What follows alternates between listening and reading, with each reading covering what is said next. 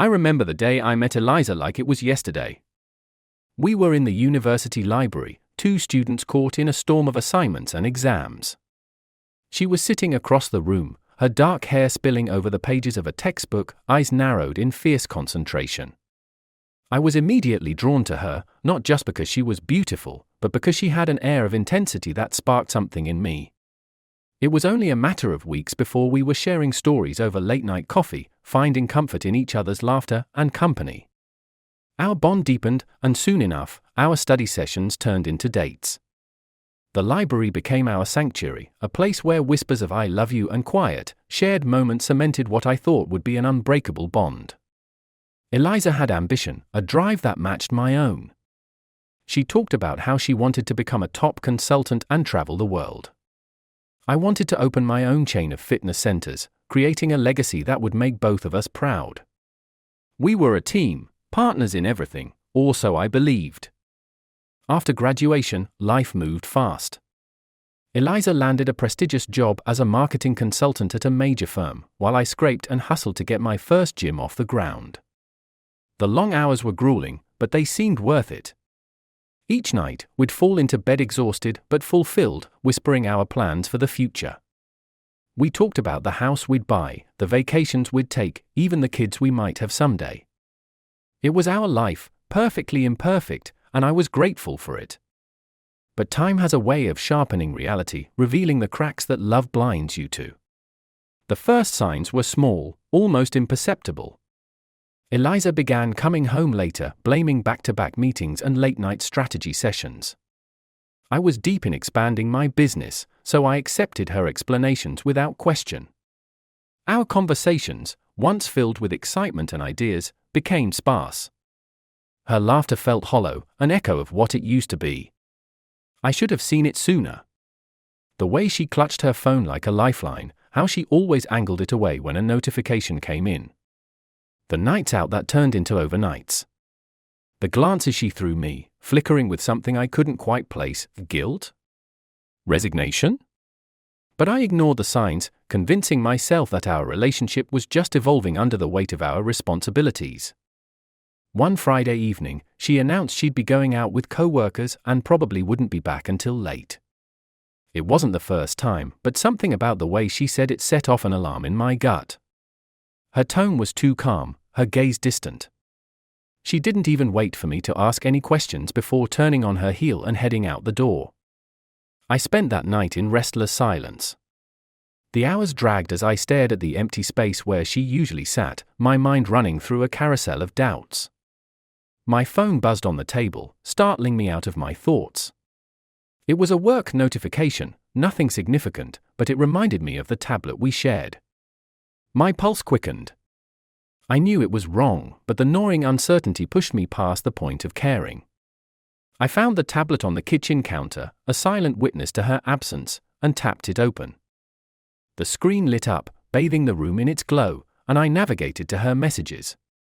At first, nothing seemed unusual, work chats, a thread with her mom about a planned visit.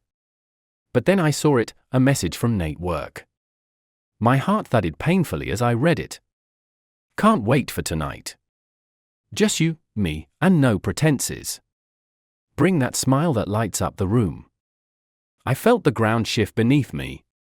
The words blurred as a tide of disbelief and fury surged through me. The name Nate wasn't unfamiliar, he was a CEO at a partner company. We had all shared drinks and polite conversation during networking events. I had even shaken the man's hand, thanked him for working with Eliza. The betrayal tasted bitter, clogging my throat. Memories came flooding back, the way her face lit up when she spoke about work, her laughter ringing out just a little too bright when he was mentioned. I thought back to the nights she came home late, the ones where she was oddly animated and then fell into silence when I asked about her day. It all made sense now, the puzzle pieces clicking together with a sickening finality. I pushed the tablet away as if it were poison, my hands trembling. Every nerve in my body screamed for confrontation, for answers. But a clearer voice in my head told me to wait. I needed more than a single text message. I needed the truth laid bare, incontrovertible and complete. So I swallowed the immediate rage and started a new plan, one that would bring me the full story of Eliza's deceit. The next few days were a blur of forced smiles and hollow routines. I watched her closely, memorizing the way she moved, the shifts in her tone, the pauses in her conversations. At night, when she fell asleep, I combed through her emails, work schedules, credit card charges, anything that might give me more insight. Each piece of evidence felt like another knife, but it fueled my determination. Then I found it, a string of hotel receipts from her so-called work trips that didn't match up with any official schedules. They were from weekends in the city, not the conferences she claimed to attend. Restaurants I'd never heard her mention. All leading back to the man I now only thought of as Nate. I sat at our dining table one evening, surrounded by the evidence of her betrayal, waiting for her to come home. When the door opened, her smile faltered as she took in the scene, me, sitting with a folder that spoke of her secrets louder than words. Eliza's smile slipped as her eyes darted from the folder to my face, searching for a clue. For a moment, neither of us spoke, the room steeped in an oppressive silence that seemed to thrum with all the questions I hadn't yet voiced. I gestured at the seat across from me. "Sit down, Eliza," I said, my voice steady, controlled, even though I could feel the storm roiling just beneath the surface. "John, what's going on?" She tried for a laugh, but it was strained, a high-pitched echo of her usual breezy humor. She stepped forward slowly, as if testing whether the floor might give way. With a sigh, she lowered herself into the chair, hands clasped tightly in her lap. "What's going on?" I repeated, leaning back as if the distance might shield me from what was coming. I tapped the folder. "This is what's going on. I want you to tell me about Nate." A flinch and a minute shudder she probably thought she'd hidden well, rippled through her. Her eyes, which had always seemed so honest, now looked like polished stones, hard and unreadable. She opened her mouth, closed it, then exhaled as though she'd been punched. "It's not what you think," she began, but I cut her off with a sharp gesture. "No lies, Eliza. Not tonight. I've been through everything, your texts, your travel receipts, the hidden dinners, the hotels. I don't need you to spin it. I just need the truth."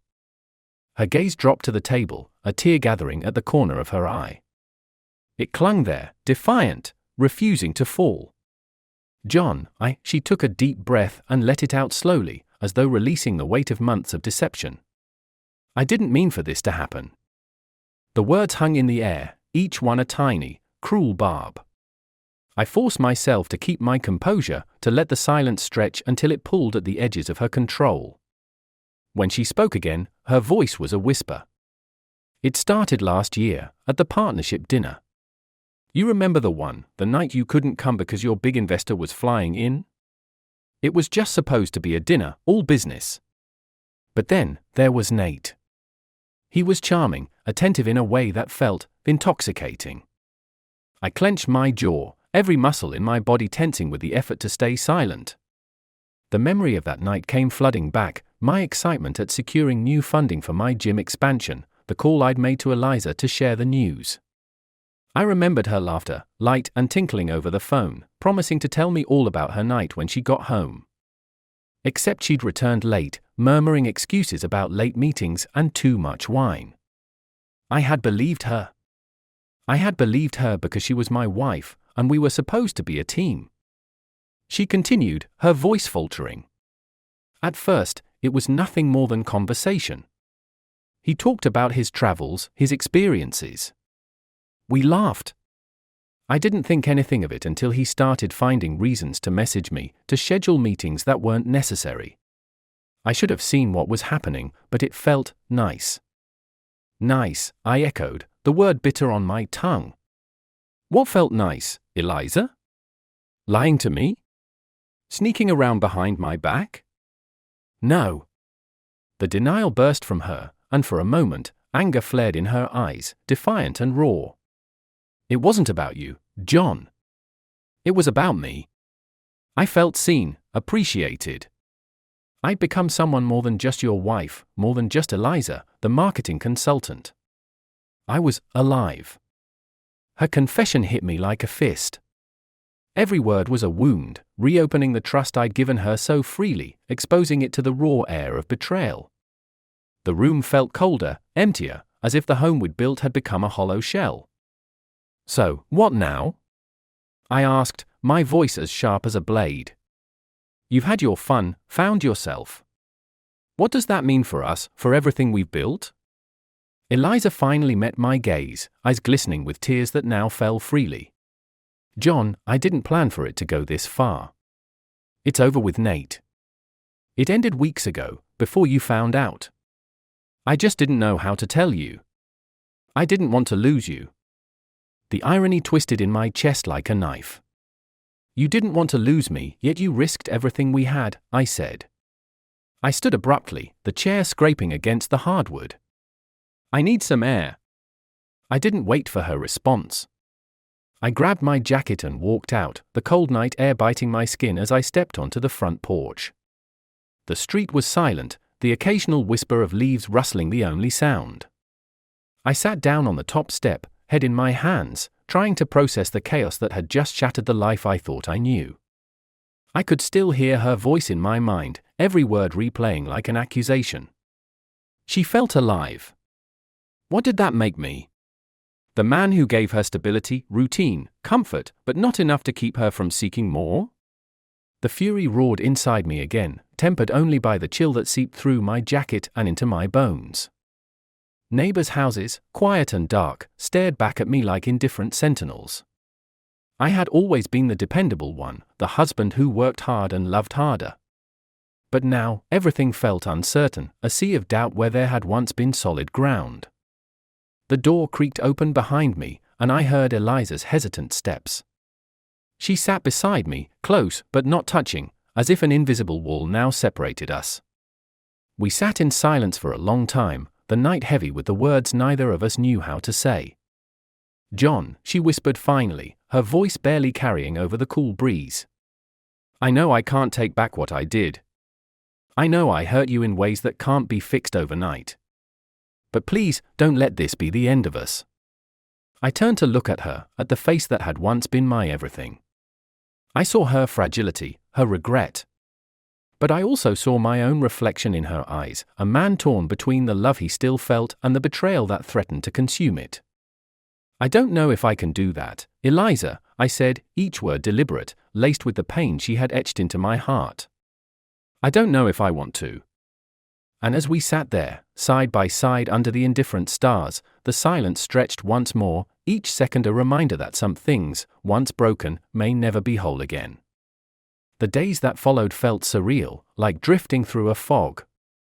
I moved on autopilot, performing the routines that made up my day without really being there. Morning workouts at the gym, check-ins with staff, meetings with investors, everything was muted, as if the world had turned down its volume. The whispers and concerned looks I got from those closest to me hinted they knew something was off, but no one dared to ask. Everyone knew John Matthews as the steady, unwavering guy. That rock had cracked, and I wasn't sure if anyone knew what to do with the pieces. Eliza had retreated into silence, an uncomfortable truce hanging between us. She tiptoed around the house as if afraid her footsteps might set off another explosion. We communicated in short, polite sentences. "Pass the salt. I'll be late tonight." The kind of conversation strangers have. At night, I lay awake, listening to her breathing on the other side of the bed, steady but too close, too familiar. And yet, I felt as if she were a mile away. On the fourth day, a text came in from Nate. It wasn't meant for me, but Eliza had left her phone on the kitchen counter while she was in the shower. The screen lit up, the name that had haunted my thoughts glowing back at me. "I know we agreed not to talk, but I miss you. Just wanted you to know." I didn't even realize my hands were shaking until I picked up the phone and stared at it, the words burning into my memory. Eliza's footsteps echoed down the hallway, and I didn't bother putting the phone down. When she walked in, towel wrapped around her and hair wet, her eyes went wide as she saw what I was holding. "You left this out," I said, my voice tight. I held it up, the message glaring between us like a third presence in the room. She looked from the phone to me, mouth opening and closing, no words coming. I threw it onto the counter, where it clattered against the ceramic dish that held our keys. John, Don't, I cut her off, turning away from the hurt in her eyes. Just don't. Silence again, a chasm that widened as I walked out the door, needing to be anywhere but here. I drove aimlessly for hours, city streets giving way to quieter roads that wound through the outskirts. The sun sank lower, staining the sky with reds and purples. Eventually, I found myself at a small park on the edge of town, the kind that usually hosted laughing children and couples on dates. But tonight, it was empty, bathed in the dying light of dusk. I sat on a bench overlooking a small pond, its surface rippling as the breeze stirred. My mind replayed the past week's conversations, dissecting every word, every silence. I thought of how we got here, of the years we'd spent building something that now felt like a lie. I wondered if I had missed other signs, moments that, in hindsight, were blaring warnings. A noise behind me snapped me out of my trance, and I turned to see my friend Kevin walking up. He looked surprised to find me there, a styrofoam cup of coffee in each hand. "Didn't expect to see anyone out here," he said, offering me one of the cups. "Mind if I sit?" I took the coffee and nodded. Kevin and I had known each other since high school. He was the one who'd stuck by me when I first dreamed of opening my gym, even lending a hand with renovations when money was tight. He was also one of the few who could read me without asking too many questions. "I heard you've been quiet lately," he said, watching the pond instead of me. "Something going on?" "Yeah," I said after a long pause, the single word heavy with everything I hadn't told him. Kevin waited, taking a sip from his cup, his silence coaxing out the truth. I finally told him everything, from finding the messages to the confrontation and the uneasy truce that followed. I kept my voice low and even, surprised at how detached I sounded, like I was telling someone else's story. When I finished, Kevin leaned back, his face unreadable. "Damn, man. I don't know what to say." "Neither do I admitted, the weight of the confession loosening the tightness in my chest, if only slightly. He glanced at me, a serious edge in his eyes. "What are you going to do about it? Just live like this?" The question echoed what I'd been asking myself in the quiet hours of the night. "I don't know. I thought confronting her would give me clarity, but now I just feel stuck." Kevin nodded, his gaze thoughtful. "Look, I'm not going to pretend I know what you should do. But I do know this, staying in limbo will kill you, man. One way or another, you need to make a choice. Move forward or let go, but don't just stand in place." The wind picked up, sending a shiver down my spine. The world around us dimmed as the last light slipped below the horizon, leaving us in the purples of twilight. His words hung in the air, settling into the cracks in my mind like seeds waiting to take root. I drove home in the dark, Kevin's advice replaying in my head. Eliza was waiting in the living room, curled up on the couch with her knees drawn to her chest. She looked up when I walked in, eyes red-rimmed, but she didn't say anything. "Did you respond?" I asked finally, breaking the silence. She shook her head. "No. I told him it was over, John. I meant it." "Then why did he text you that he misses you?" The anger I thought I'd buried flared up, sharp and hot. "I don't know," she whispered, and this time I believed her. The uncertainty in her voice mirrored my own turmoil. I stood there, the distance between us more than just a few feet. It was a canyon filled with everything we'd left unsaid. Finally, I nodded, not in acceptance but in acknowledgement of the fractured reality we were both trying to navigate. "Let's talk tomorrow," I said, my voice quieter than I intended. She nodded, eyes full of questions and a glimmer of hope I wasn't sure I could return. I turned and walked to our bedroom, closing the door behind me. In the silence, the decision I'd been avoiding loomed larger than ever. One way or another, Kevin was right. I couldn't live in limbo. I needed to decide if this chapter of my life was one that could be rewritten or if it was time to close the book entirely. The next morning, sunlight filtered through the curtains, casting long, slanted shadows across the bedroom. I stared at the ceiling, the weight of the decision pressing down on me like an anchor. The house was unnervingly quiet. Eliza had already left for her morning run, a routine she'd started recently, one that I couldn't help but wonder if it was her way of finding escape or redemption. I swung my legs over the side of the bed, each movement deliberate, a physical push against the inertia that had settled into my bones. The day needed to be different, decisive. Kevin's words echoed in my head, move forward or let go. I knew he was right, but it wasn't that simple. Years of shared memories, good and bad, wrapped around my decision like a suffocating net. Eliza came back just as I finished making coffee.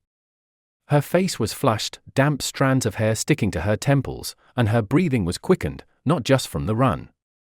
She met my eyes, searching for a sign that things had shifted overnight. Good run? I asked, my voice too casual, straining to sound normal. Yeah, she replied, wiping her brow with the back of her hand. She hesitated, then stepped forward, placing a tentative hand on the counter. John, we need to talk.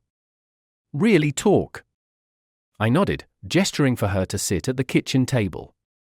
The morning light was harsh, illuminating the lines of worry etched across her face.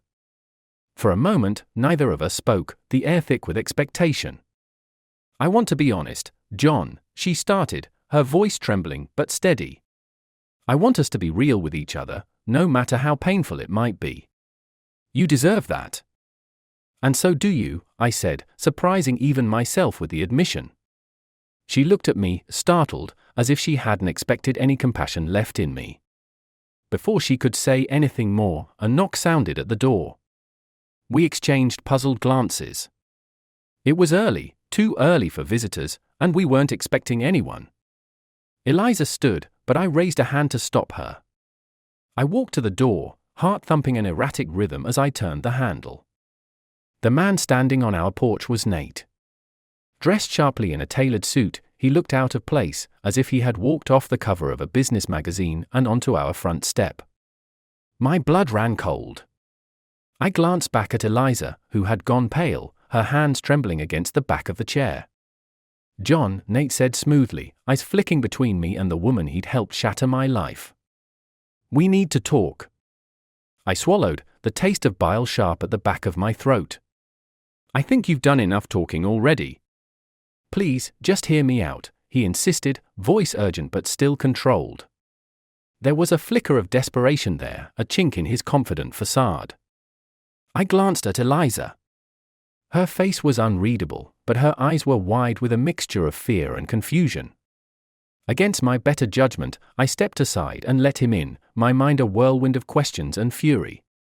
He stepped in, his polished shoes clicking on the hardwood floor, and took a deep breath before turning to Eliza. I know I'm the last person either of you wants to see right now, but there's something you don't know. Get to the point, I snapped, fists clenched at my sides.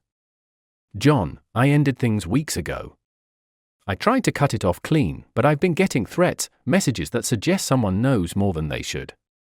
At first, I thought it was just someone at the office with loose lips, but then I found this. He reached into his jacket pocket and handed me a folded piece of paper. My eyes scanned the paper, confusion and shock twisting my gut. It was a printout of an email, signed with the initials KB, detailing private details of Eliza and Nate's meetings. But there was more, a threat, masked in clever wording, hinting at exposure and ruin, not just for Nate, but for our family, too. Who's KB? I asked, my voice low but sharp as a knife.